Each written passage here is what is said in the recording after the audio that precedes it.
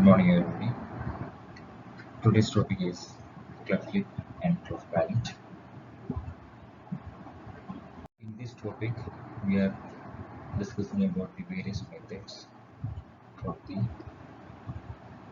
closure of the cleft lip and palate and the sequence of the surgical treatment according to the age wise and how you manage the complications seen on the cleft lip and the palate with the appropriate corrective measures we can take for the complications.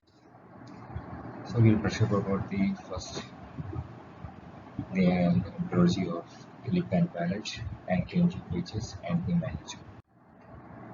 So first of all we are talking about the embryology. Already we studied the embryology on the first year, right? So embryology, the development of the facial surgery starts at the end of the fourth week. 5 facial components around the stromoidium and prior to the nasal process, prior maxillary process, prior mandibular process. You can see the frontonasal process, lateral nasal process, medial nasal process, maxillary and mandibular, and this leads to the oral cavity. In the following 2 weeks, the 2 middle nasal process fuse in the midline that includes the upper lip, that means this area, the maxillary process to the upper lip, the mandibular process that leads to the lower lip. The maxillary and the lateral nasal process separate by nasolacrimal duct. Frontonasal process by the bridge of the nose. Middle nasal of the process, the tip of the philtrum, the upper lip. Lateral nasal process, the end of the nose. This area, the philtrum of the nostril and bridge of the nose. Primary palate, the maxillary and middle nasal process merges the formation of the intermaxillary segments, fossils, from merged to the middle nasal process that leads to the primary palate and the philtrum of the lip. The primary palate, that is from the medial palatal process and the lateral palatal process, they are fused to form the primary and the secondary palate. Secondary palate is formed by the 2 outgrowths of the maxillary prominence, fusion in midline the 7th week, incisive foramen the midline, the landmark between the primary and the secondary palate in this area. The formation of the class is due to the failure of the fusion of the maxillary and the middle nasal process, which they added to the incisive foramen. Failure of fusion of the palatal sheath that is posterior to the incisive foramen. Cleft lip by the failure of the proliferation of the mesodermal cells in the midline. Mainly, you can see 2 nasal pits are there. Normally, what in this area, what will happen? The maxillary movements will be any groove that will leads to the cleft. So normally the groove will fill up merging of the middle nasal prominence. This is the philtrum. So what will happen in the person of the labial groove, that will leads to separation part of the lip. So you can see in this area the separation part of the lip. If the separation of the lip on both sides, that leads to the bilateral cleft lip. Same thing, it will happen on the both sides. So the anatomy of the unilateral cleft lip is due to the asymmetric division of the auricularis oris muscle. We already know about the muscles around the lip, that is auricularis oris. So there will be cleft division that we can see on the auricularis oris muscle. Asymmetric division which affects the function, thereby the growth and the development. Function is impaired because of the different forces acts on each side of the cleft. The lateral portion of the orbiculus or muscle is the base of ala, this area. Medial portion of the base, that is columna is here. Ala is displaced laterally, inferiorly and posteriorly. Ala is flat, elongated and drawn in a S-shape pattern. We can see it is look like a S-shape on the affected side. Nasal tip is flat and displaced to the cleft side. Columna you can see pivoted on the non-cleft side, means this side is not affected. Upward and outward portion of the premix on the non-cleft side, collapse on the middle, collapse and the middle displacement of the premix on the cleft side. There will be collapse on the premaxillary segment. The main causative factors for the cleft is mainly by the syndromes: Van der Waals syndrome, Westerkoelen syndrome, Bell syndrome, and the non-syndrome clefts like genetic predisposition and the environmental factors. Suppose there will be any trauma, anything like that, or genetic factors. Nutritional deficiencies also will be there, radiation, drugs, hypoxia, and virus infections. The clinical features we can notice in the cleft lip and cleft palate: partial anodontia, supernormal teeth will be there, class 3 malocclusion, nasal deformity, means already we notice flattening of the affected side, nasal difficulty in feeding and swallowing, and there will be ear infection because there will be connection to the eustachian tube, and the patient having speech problems, like patient can never pronounce like a P, E, T, D, K and G because there will be cleft on the palate. So the cleft lip and palate surgery, when we'll go for the surgery, it is according to the rule of 10. Rule of 10 means patient have 10 weeks old, 10 lbs weight, 10 gram hemoglobin, and the WBC will be 10,000. So the surgical treatment we will do according to this chart. On the prenatal time, if we will notice by the scanning time, we will notice there will be a cleft lip or cleft palate. We go for a counseling. When the patient birth time, first we will assess the feeding assessment and medical assessment, and also the genetic counseling also. Feeding assessment, normally the patient having difficulty in feeding because patient get the suction. So what will happen? We will go for a impression and making a observator for the feeding. Impression is taking out with our two finger, making a alginate mix and apply to the soft palate and take it off. And always counter check how much amount of alginate we are mixing, placing into the oral cavity, and same amount we will get back. 0 to 3 months we go for a pre-surgical orthodontics. You can use the malfunction appliance like that. 3 months you'll go for the first primary cleft lip repair. Now go for the cleft palate, cleft lip surgery.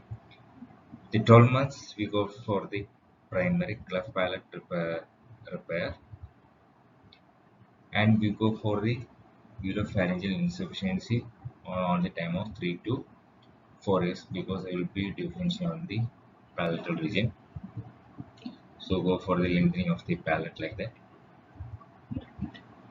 and go for the secondary lip and nasal deformity and the school age years.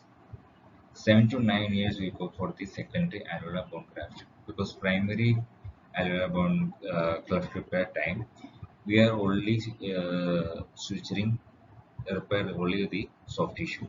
At that time there will be no any bone formation or bony formation or anything will be not there on the cleft palate region.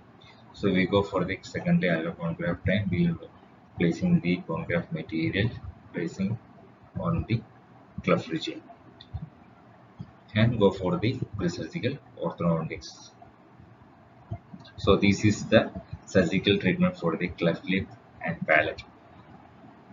First, we go for the prenatal counseling, everything. After that, feeding assessment on the newborn time, and the genetic counseling also will do. Pre-surgical orthodontics will do. Then after that is 3 months of it, we go for the first cleft lip repair. Then we'll go for the 12 months cleft palate repair.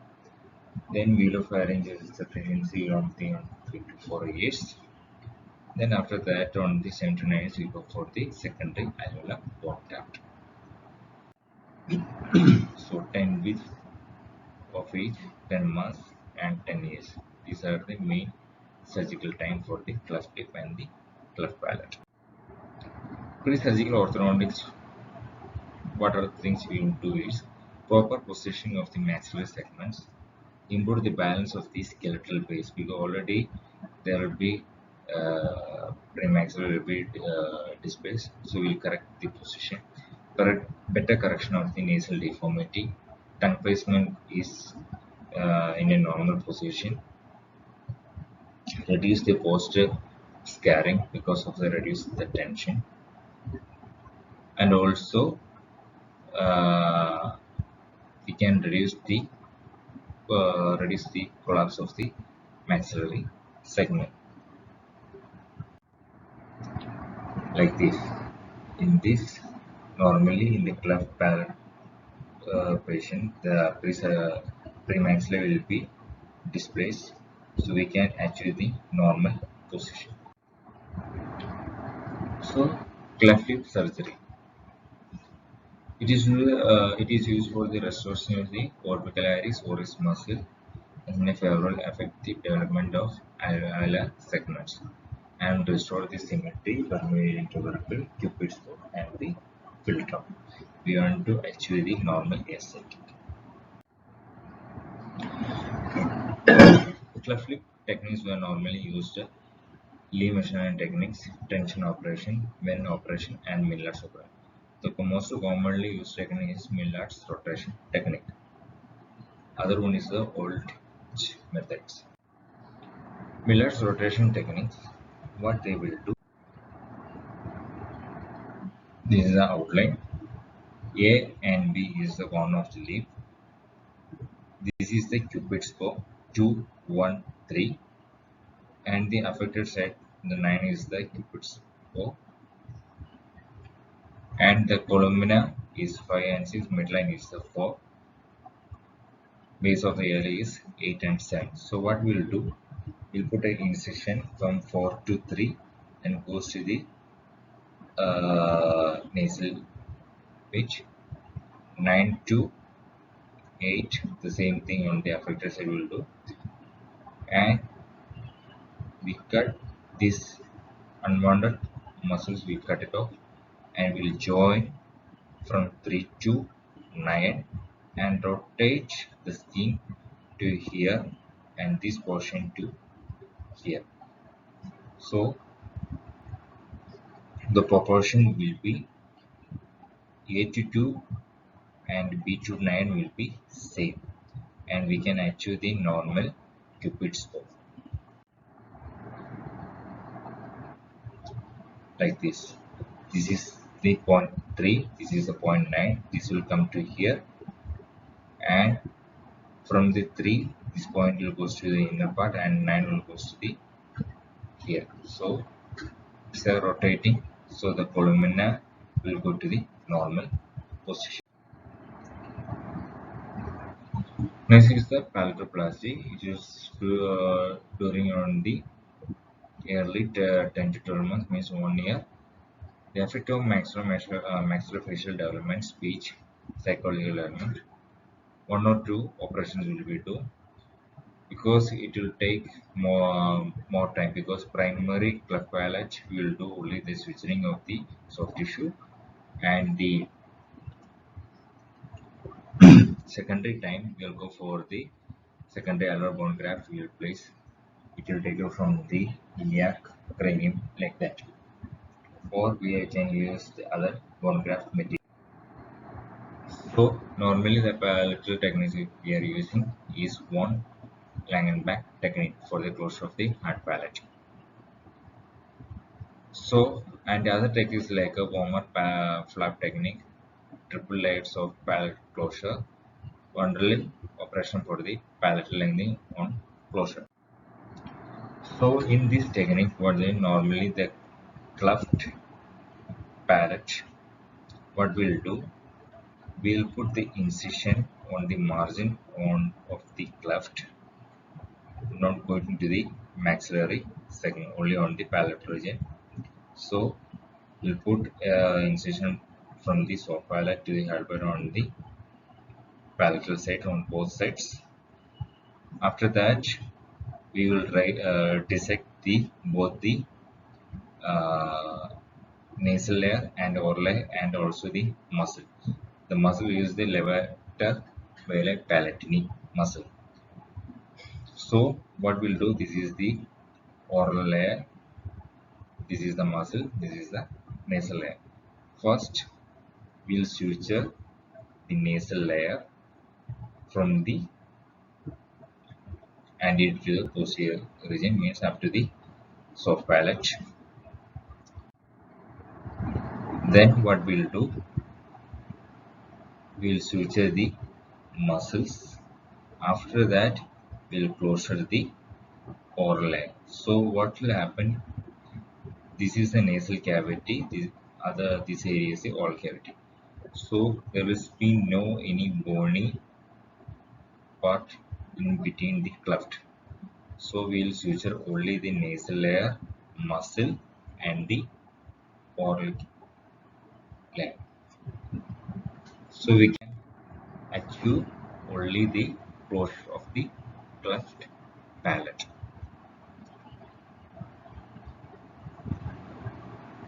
In this diagram, you can see this is the cleft palate. So the incision will start from the palatal sides, making a tongue shape, margins of the cleft. Then